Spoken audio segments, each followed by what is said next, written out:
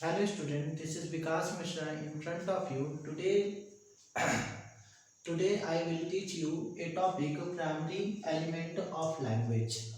Okay, then let's start. Primary element of language. Primary element of language का sense ये है कि language का वो सबसे स्मॉलेस्ट पार्ट या वो प्रारंभिक अवस्था जहाँ से कोई भी जो लैंग्वेज जो है वो शुरुआत होती है। कोई भी जो लैंग्वेज जो है वो शुरुआत पहले साउंड से होती है। ओके, तो साउंड के हम डेफिनेशन को देखते हैं। A sound is the smallest element of any language. जो साउंड जो है वो किसी भी भाषा का या किसी भी लैंग्वेज का वो सबसे छोटा तत्व माना जाता है। Letter, a sound is introduce with the help of letter. जो साउंड जो है हम लेटर से उसको इंट्रोड्यूस करते हैं या उसको किसी भी साउंड को हम लेटर के माध्यम से या किसी चिन्ह के माध्यम से या किसी सिंबल के माध्यम से जो हम बताने का कार्य करते हैं उसे हम लेटर कहते हैं। लेटर हमारे इंग्लिश लैंग्वेज में 26 है। ओके, तो इसमें हमने ACEFETC लिखा है एग्जाम्पल के तौर पर। यद्यपि A to Z जो है वो सारे हमारे लेटर के अंदर आएंगे। Then afterward alphabet, a systematic group of letter is called alphabet. Letter and alphabet में यही अंतर है। यदि लेटर की बात करें तो सिर्फ हमारा ए जो है वो लेटर होगा, सी हमारा एक लेटर होगा। लेकिन जब हम अल्फाबेट की बात करें तो लेटर को सिस्टमैटिकली तरीके से लिखने को ही हम अल्फाबेट कहते हैं। अल्फाबेट जो होता है वो एक क्रमबद्ध होता है, जैसे ABCDEF to Z। ये हमारा जो है वो एक अल्फाबेट है और अल्फाबेट की जो संख्या जो होती है वो इंग्लिश लैंग्वेज में 26 होती है। फिर उसके बाद हम आते हैं वॉवेल पे।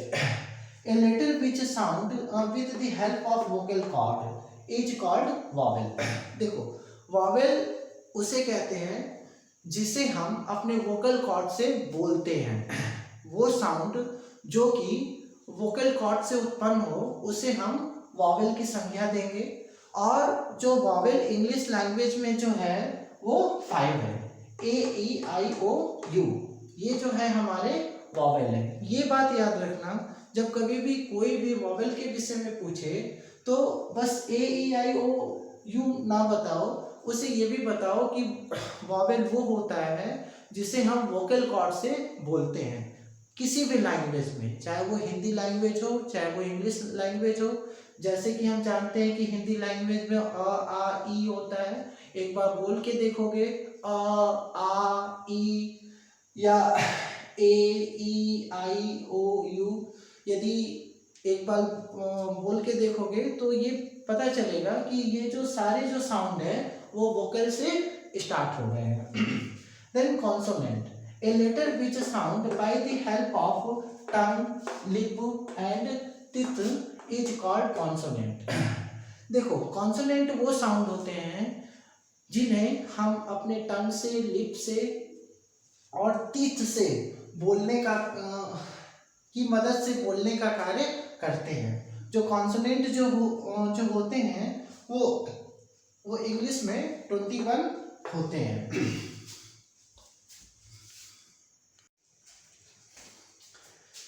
Syllable, A part of word which contain one vowel sound. शब्द का वो पार्ट या शब्द का वो हिस्सा जिसके अंदर एक वॉवेल साउंड मौजूद हो उसे हम सिलेबल की संज्ञा देते हैं। एग्जाम्पल देखेंगे टू में हम देखेंगे कि ओ जो है वो हमारा वॉवेल है, तो ये हमारा एक सिलेबल हो जाएगा। डे में देखेंगे ए जो है वो हमारा सिलेबल है, मतलब ए हमारा वॉवेल साउंड है तो डे जो है वो हमारा एक सिलेबल हो जाएगा। ग्रो में देखेंगे ओ हमारा सिलेबल है तो ओ हमारा वॉवेल है तो ग्रो जो है वो हमारा एक सिलेबल हो जाएगा। इंग में हमारा एक आई वॉवेल है तो ये हमारा एक सिलेबल हो जाएगा। For then word, a group of syllable which give sense is called word. Syllable का वो ग्रुप जो कि एक अर्थ प्रदान करे उसे हम वर्ड की संज्ञा देंगे. फॉर एग्जाम्पल टुडे, टू हमारा एक सिलेबल है और डे हमारा दूसरा सिलेबल है, और जब दोनों को ज्वाइन करते हैं तो हमारा टुडे तैयार होता है. देन ग्रो इन, ग्रो हमारा एक सिलेबल है और इन हमारा दूसरा सिलेबल है, और जब हम दोनों को ज्वाइन करते हैं तो हमारा ग्रोइंग एक अदर सिलेबल तैयार होता है. देन फ्रेज, वर्ड के बाद हम आते हैं phrase. A group of word which give sense but not complete sense. Phrase, शब्दों का वो समूह जो कि अर्थ तो प्रदान करता है लेकिन पूर्ण रूप से अपना अर्थ प्रदान नहीं कर पाता है, ऐसे शब्दों के समूह को हम फ्रेज की संज्ञा देते हैं. Example on the table. On the table मतलब टेबल पे. टेबल पे कुछ तो लग रहा है कि अर्थ है लेकिन पूर्ण रूप से अर्थ हमें पता नहीं चल रहा है, तो ऐसे शब्दों को, ऐसे शब्द के समूहों को हम फ्रेज की संज्ञा देते हैं. A huge beautiful house. A huge beautiful house, एक बड़ा सा खूबसूरत घर. इसमें हमें अर्थ तो मिल रहा है लेकिन पूर्ण रूप से अर्थ नहीं मिल रहा है, जिसकी वजह से हम इसको फ्रेज की संज्ञा देते हैं. क्लॉज.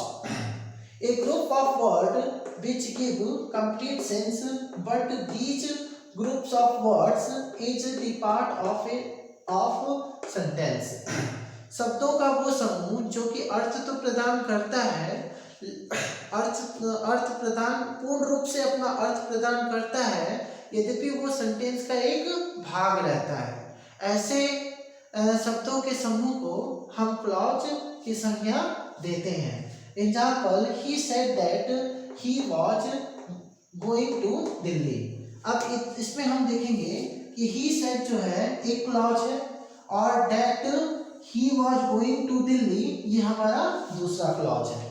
तो जब हम दो क्लॉज को आपस में ज्वाइन कर रहे हैं तो जब हम दो क्लॉज को आपस में ज्वाइन करेंगे तो हमारा सेंटेंस आएगा. ओके, लेकिन ये हमारा एक सिंगल क्लॉज है और ये हमारा दूसरा क्लॉज है. इसको हम प्रिंसिपल क्लॉज कहते हैं और इसको हम सबऑर्डिनेट क्लॉज कहते हैं. हमने क्लॉज आप लोगों को पढ़ाया था, यदि उसको क्लॉज को समझना है तो क्लॉज की वीडियो देखें और उसको समझें. Then afterward sentence. A group of word और clause which give complete meaningful sense is called sentence. शब्दों का वो समूह या क्लॉज का वो समूह जो कि पूर्ण रूप से अपने अर्थ की व्याख्या करे, ऐसे शब्दों के समूह या ऐसे क्लॉज के समूह को हम सेंटेंस कहते हैं. For example, Rama said that she was going to market.